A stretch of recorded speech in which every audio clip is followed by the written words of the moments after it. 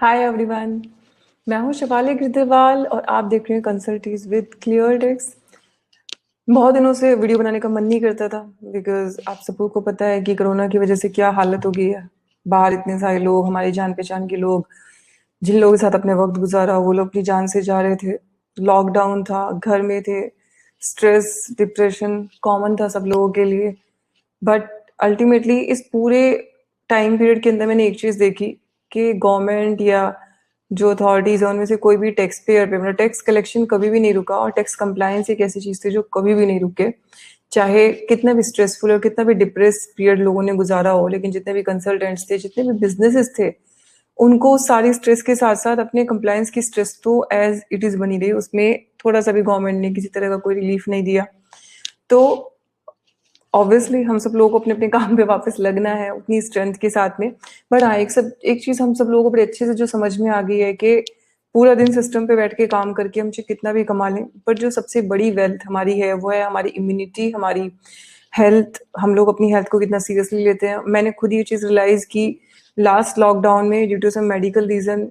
बहुत ज़्यादा वेट मेरा इंक्रीज हो गया था और एक टाइम पे मैंने ये चीज़ रियलाइज़ की कि सेडेंट्री लाइफस्टाइल, पूरा दिन सिस्टम के सामने बैठना, पढ़ना, काम करना, इट्स इम्पॉर्टेंट, वो हमें करना पड़ता है, लेकिन उससे भी ज़्यादा इम्पॉर्टेंट कुछ है तो आपकी हेल्थ है। और इसलिए मैंने डिसाइड किया कि मैं अपनी हेल्थ पे बहुत अच्छे से ध्यान दूंगी। I did a lot of gym जब लॉकडाउन खुला हुआ था उस समय पे, बट अनफॉर्चुनेटली दोबारा से बंद हो गया। एंड देन आई डिसाइडेड कि मैं घर में भी I will keep doing this workouts. आजकल जितने भी मेरे को अच्छे फिटनेस यूट्यूबर्स मिलते हैं, जितने भी लोग इंस्टा पे मिलते हैं, मैं अधिकतर सबके जो अच्छे वर्कआउट्स होते हैं उनको ट्राई करने की कोशिश करती हूँ। इस जर्नी में आप लोग भी मुझे फॉलो कर सकते हैं, आप लोग मुझे इंस्टाग्राम पे देख सकते हैं। और मैं जो वर्कआउट कर रही हूँ वो आप लोग भी डेफिनेटली कर सकते हैं। मैं हमेशा टैग भी करती हूँ जनरली जिनका वर्कआउट मैं कर रही होती हूँ। तो आप मेरी इंस्टा आईडी शेफाली गिरदेवाल के नाम से वहाँ पे मुझे फॉलो कर सकते हैं। और आप सब लोगों को मैं ये रिक्वेस्ट जरूर करूंगी कि प्लीज, पैसे चाहे आप कम कमाओ चाहे ज़्यादा कमाओ लाइफ में, लेकिन जो सेडेंट्री लाइफस्टाइल है उससे बाहर निकलो और एटलीस्ट 2 घंटे अपनी खुद की हेल्थ के लिए ज़रूर ज़रूर ज़रूर दें। कोरोना टाइम पे जिन लोगों के पास करोड़ों करोड़ रुपए थे वो लोग भी अपनी जान नहीं बचा पाए। तो आपको ध्यान रखना है कि पैसे हैं नहीं है अलग चीज़ है, लेकिन अपनी हेल्थ सबसे ज़्यादा इम्पोर्टेंट है। और इंसान को भगवान ने इसीलिए बनाया ताकि हम लोग उठे चले फिरे भागे, मैनुअल काम करें, मेहनत करें, शारीरिक मेहनत। हमें सारा दिन सिस्टम और फोन के अंदर घुसने के लिए भगवान ने नहीं बनाया। तो मुझे कितनी भी कोशिश कर लें वो नहीं होगा। साथ ही मेरे एक पर्सनल चैनल शेफाली गिरदेवाल के नाम से भी है, जहाँ पे मैंने सोचा है कि मैं अपनी जर्नी आप लोगों के साथ शेयर करूंगी। इतना ज्यादा वेट पुट ऑन करने से लेके धीरे धीरे उस वेट को रिड्यूस करने तक, और फिजिकल फिटनेस की जो चीजें मुझे बहुत अच्छी लगी वो आपके साथ शेयर करूंगी। आप उस पर मुझे फॉलो कर सकते हैं। तो अब जीएसटी की बात करते हैं। डोंट वरी, ये जो पर्टिकुलर चैनल है वो जीएसटी के लिए ही रहेगा। कभी कभी मैं अपनी जो एक्सपीरियंसेस आपके साथ शेयर करती हूँ अलग अलग वीडियोज में, लेकिन जो बेसिक है that will be GST and taxation. Recently government ने एक नोटिफिकेशन निकाला है जिसमें उन्होंने जीएसटी के कुछ इंपॉर्टेंट अमेंडमेंट्स किए हैं रूल्स के अंदर। तो वो जो अमेंडमेंट है वो मैं आपके साथ डिस्कस करूंगी। वन बाय वन सारे अमेंडमेंट डिस्कस करेंगे। मैं पहले आपको एक ब्रीफ लाइन बताऊंगी कि वो अमेंडमेंट्स किस चीज से रिलेटेड है, और फिर उसको रूल बाय रूल हम लोग देखेंगे कि एग्जैक्टली किस जगह पे क्या लाइन कट के क्या लाइन आई है। तो इसको हम लोग डिस्कस करेंगे स्लाइड्स के साथ में। और आप में से जो लोग जीएसटी डिटेल में सीखना चाहते हैं वो डेफिनेटली हमारा कोर्स ज्वाइन कर सकते हैं, which is a live course, live with videos. और साथ में उसमें हम लोग 1 साल तक जितने भी अपडेट्स आएंगे वो वीडियोस भी वहाँ पे कवर करेंगे with the changes and amendments and query sessions also. तो ये इम्पैक्ट था जो हमारे रूल में चेंजेस हुए हैं। 15/2021 करके हमारा जो नोटिफिकेशन है उसने ये चेंजेस इंट्रोड्यूस किए हैं। पहले ये इसकी ब्रीफ समरी मैंने आपके सामने रखी है। सबसे पहले रूल 23 के अंदर चेंज किया गया है। रूल 23 के अंदर जो एसी, जेसी और कमिश्नर यानी कि additional commissioner, joint commissioner, commissioner को जो राइट दिया गया था रिवोकेशन की, जो रजिस्ट्रेशन की कैंसिलेशन और रिवोकेशन फाइल करने की टाइम लिमिट थी उसको बढ़ाने का, वो लिखा भी जाया गया है लॉ के अंदर। मतलब मिस था एक तरीके से, एक छोटी सी गलती थी उसको उन्होंने ठीक किया है। 90 सबसेक्शन 3, जो ये एक बहुत इंपॉर्टेंट चेंज है स्पेशली जो हमारे एक्सपोर्टर्स हैं उनके लिए जो रिफंड फाइल करते हैं, कि आपका जो डेफिशिएंसी मेमो इशू करने का, आपकी एप्लीकेशन फाइल करने और डेफिशिएंसी मेमो इशू करने के बीच का जो टाइम है, वो जो टाइम लिमिट होती है हमारी टाइम बार्डनेस, उसके अंदर कैलकुलेट नहीं किया जाएगा। 94 में अब आप रिफंड को विड्रॉ भी कर सकते हैं, नया फॉर्म इंट्रोड्यूस किया गया है। 92(1) के अंदर RFD 07 फॉर्म को चेंज कर दिया गया है, तो कहीं कहीं पे जहाँ पे उसको मेंशनिंग थी उस मेंशनिंग को ठीक किया गया है। सेम 92 के अंदर भी किया गया है। राइट। 96 के अंदर ए पार्ट को सब्स्टिट्यूट किया गया और वर्ड्स बी लिखा गया, पार्ट बी की जगह part A. 96(7) passing an order in part B, तो ये बिल्कुल फॉर्म 7 जो है हमारा, जहाँ पे रिटर्न रिफंड विद होल्ड हो जाता है क्योंकि आपका कोई और ड्यू बाकी है उसके लिए, वो है। देन RAG 21 जो हमारा फॉर्म था उसके अंदर चेंजेस किए गए हैं। Then 138E, this is very important, जो हमारा ईवे बिल वाला सिस्टम था, ईवे बिल के अंदर पहले लिखा हुआ था कि सप्लायर रिसिपिएंट कोई भी जो डिफॉल्टिंग पर्सन है उसके लिए ईवे बिल नहीं जनरेट कर पाएगा। अब वहां पे उन्होंने सिर्फ आउटवर्ड सप्लाई लिख दिया है, यानी कि अब जो डिफॉल्टिंग पर्सन है उसकी आउटवर्ड सप्लाई के लिए ईवे बिल जनरेट नहीं हो पाएगा। कौन वो डिफॉल्टिंग पर्सन होते हैं जिनका ईवे बिल ब्लॉक हो जाता है, वो हम लोग यहाँ पे एक बार दोबारा से भी डिस्कस करेंगे। अब इसको हम लोग एक बार एग्जैक्टली रूल में जाके देखते हैं कि पहले क्या था और अब क्या है। So here you can see rule number 23, revocation of cancellation of registration.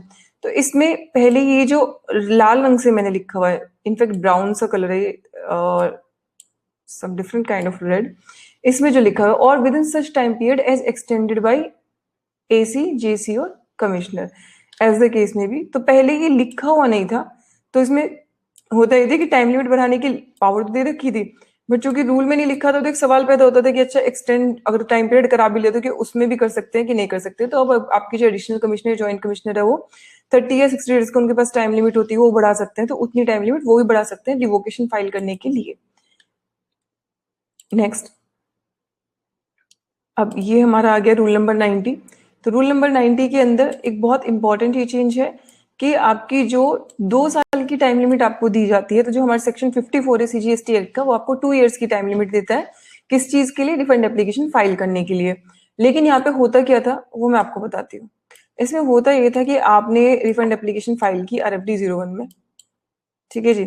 RFD 01 के 15 दिन के अंदर अंदर वो बोलते हैं कि ऑफिसर को आपको डेफिशिएंसी मेमो देना है, या तो किसमें? RFD 03 में, ठीक है, या वो आपको एक्नॉलेजमेंट दे देगा RFD 02 में। तो एक्नॉलेजमेंट तो 90% केस में वो देते ही नहीं थे, लेकिन डेफिशिएंसी मेमो भी वो लोग क्या करते थे कि इसमें जो है 20-20 दिन, 2 महीने, 4 महीने, 5 महीने, 6 महीने ऑफिसर जानबूझ के इशू ही नहीं करता था डेफिशिएंसी मेमो। वो कहते थे कि आओ पहले आगे मिलो, बात करो, उसके बाद बात करने का मतलब आप समझती हैं। तो इन्होंने क्या किया, अब उसकी वजह से बहुत सारे जो टैक्स पेयर थे वो एग्रीड थे, और ये जो इशू था ये कोर्ट तक भी गया, और कोर्ट ने भी ये चीज बोली कि यार ये पीरियड फिर इसमें कैलकुलेट क्यों होगा? ऐसे तो मैंने एप्लीकेशन फाइल कर दिया, आप मुझे डेफिशिएंसी मेमो इशू करते रहो करते रहो करते रहो, या आप करो ही ना 6 महीने तक, तो मतलब मेरा तो टाइम पीरियड निकलता चला गया, रिफंड फाइल करने का जो लिमिटेशन पीरियड है 2 साल का वो हिट हो गया। तो उन्होंने यहाँ पे अब क्या कर दिया, रूल्स के अंदर ये चीज लिख दी है कि जो आपका 2 साल का पीरियड है उसके लिए जो आपका डेफिशिएंसी मेमो इशू किया जब तक उसने, उतना वाला जो पीरियड है वो इंक्लूडेड नहीं किया जाएगा। नेक्स्ट, जैसे कि मैंने आपको बोला कि फॉर्म 7 को चेंज कर दिया गया है, तो पार्ट ए और पार्ट बी 2 हो गए हैं उसके। तो यहाँ पे इन्होंने पहले तो क्या किया, रूल 4 के बाद 5 और 6 ये तो इंसर्ट ही किए।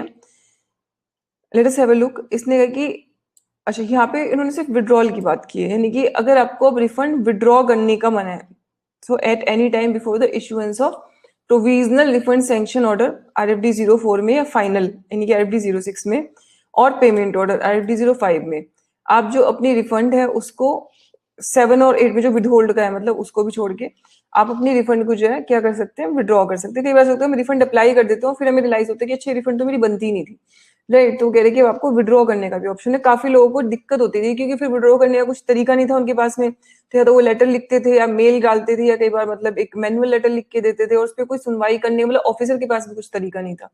तो इसलिए अब उन्होंने क्या बोला कि आप उसको विड्रॉ कर सकते हैं, उसका आपको बाकायदा एक नया फॉर्म दे दिया RFD 01W, ठीक है जी। अच्छा, इसने कहा कि on submission of application of withdrawal any amount debited by the applicant. तो जब हम एप्लीकेशन फाइल करते हैं रिफंड की, तो क्या होता है कि हमारा जो क्रेडिट लेजर है उसमें से जितनी है कि हम रिफंड क्लेम करते हैं वो डेबिट हो जाता है। तो उसने कहा कि जो आपकी अमाउंट डेबिट हुई थी, जैसे आप RFD 01W फाइल करोगे वो आपका वापस रिक्रेडिट हो जाएगा, ठीक है जी। क्लियर है प्रोविजन। तो ये 5th एंड 6th 2 सब रूल जो है रूल 90 के अंदर एंटर किए गए हैं जो पहले नहीं थे। देन 92 जो सैंक्शनिंग ऑर्डर है उसकी बात करता है, और 92 में ये भी लिखा है कि अगर आपकी कोई और ड्यूज है तो उसको विदहोल्ड भी किया जा सकता है। तो विदहोल्ड के लिए पहले जो था यहाँ पे इन्होंने यहाँ पे लिखा होता है कि आपको पार्ट बी में उसको देना है, तो इन्होंने यहाँ पे तो पार्ट ए कर दिया क्योंकि अब जो 7 फॉर्म है उसकी पार्ट ए में ये वाला नोटिस हो गया है, ठीक है। और पार्ट बी के अंदर आपको ये बताना है कि अगर उसको विथहोल्ड करने की जरूरत नहीं है तो वो आप उसको रिलीज कर सकते हैं। तो रिलीज अब पार्ट बी हो गया है, तो इसलिए यहाँ से पार्ट बी काट के पार्ट ए लिख दिया और इसको पार्ट बी कर दिया। Next, now this is rule number 96। This is about refund of integrated tax की है, जो कि अब इसमें क्या था, ये पहले प्रोविजो था वो तो उन्होंने काट दिया, ये भी सेम वही था, पार्ट ए ऑफ फॉर्म 7। तो आप देख रहे हो पार्ट ए फॉर्म 7 वाले को काट दिया, जहाँ पे पार्ट बी लिखा था वहाँ पार्ट ए लिख दिया, क्योंकि विदहेल्ड करने के लिए अब उसका पार्ट ए हो गया है बी की जगह। और अगर वही कमिश्नर सेटिस्फाइड है कि उसको विदहेल्ड करने की जरूरत नहीं है, तो रिलीज ऑर्डर जो आएगा उसका रिलीज ऑर्डर पार्ट बी के अंदर आएगा। सब लोगों के लिए रेलिवेंट नहीं है, इसलिए थोड़ा सा मैं इसको फास्ट लेके जा रही हूँ। अब ये हमारा ई वे बिल वाला चेंज है। तो जो हमारा 138 ई रूल था ई वे बिल का, ये कहता था notwithstanding anything contain in sub rule 1 of rule 138, no person including a consignor और कंसाइनी, ट्रांसपोर्टर या e commerce operator shall be allowed to furnish the information in part A. तो part ए में information नहीं furnish करेंगे तो क्या होगा, ई way bill तो बन ही नहीं सकता ना। पहले लिखा था in respect of A registered person, चाहे वो सप्लायर हो चाहे रेसिपिएंट हो। अब इन्होंने क्या लिख दिया, in respect of any outward movement of goods of A registered person. तो यानी कि पहले क्या था कि रजिस्टर्ड पर्सन के लिए बन ही नहीं सकता था, चाहे वो सप्लायर हो चाहे रिसिपिएंट हो। तो अगर वो रिसिपिएंट एज ए रिसिपिएंट भी बनाना चाहता था तो भी नहीं बनता था। तो उन्होंने कहा कि ठीक है, उसकी परचेजेस को क्यों कंट्रोल करना, सेल नहीं करने देंगे, ठीक है, सेल का जो मूवमेंट है वो नहीं हो पाएगा। तो यहाँ पे भी लिख दिया कि सिर्फ आउटवर्ड मूवमेंट की बात कर रहे हैं रजिस्टर्ड पर्सन की, आउटवर्ड मूवमेंट के अलावा कोई और मूवमेंट है तो उसकी बात नहीं कर रहे। हु अगर आपको याद ना हो तो मैं आपको सिर्फ रिवाइज करा दी हूँ, जिसने, अगर वो कंपोजिशन डीलर है तो उसने स्टेटमेंट नहीं फर्निश की फॉर 2 कंसेक्यूटिव क्वार्टर्स, ठीक है जी। और let us have be part of it, being a person other than person specified ही नहीं है अगर उसने 2 टैक्स पीरियड तक अपनी रिटर्न नहीं फाइल किया है, कंसेक्यूटिव 2 टैक्स पीरियड तक। कुछ प्रोविजो भी है उनको मैंने दिया, मैं आपको सिर्फ टेंटेटिवली याद दिलाने की कोशिश कर रही हूँ। और ये कह रही है अदर देन ए है अगर, तो उसने अपनी statement of outward supply for any 2 months और क्वार्टर अगर वो उसने फाइल नहीं की है। तो यहाँ पे किसकी बात हो रही है, स्टेटमेंट ऑफ आउटवर्ड सप्लाई की, यानी कि जीएसटीआर 1 की बात हो रही है यहाँ पे, पीछे सिर्फ रिटर्न की बात होती है जो जीएसटीआर 3 भी है। एंड इसका लास्ट था being a person whose registration has been suspended under proviso 1 और 2 ऑफ सब रूल 2A ऑफ 21A। तो अगर आपका रजिस्ट्रेशन सस्पेंड हो गया तो भी आपको ई वे बिल बनाने का अधिकार नहीं मिलेगा, आप भी पार्ट ए आपका मतलब फिल नहीं हो पाएगा। तो ये हमारे इंपॉर्टेंट रूल्स के अंदर चेंजेस थे।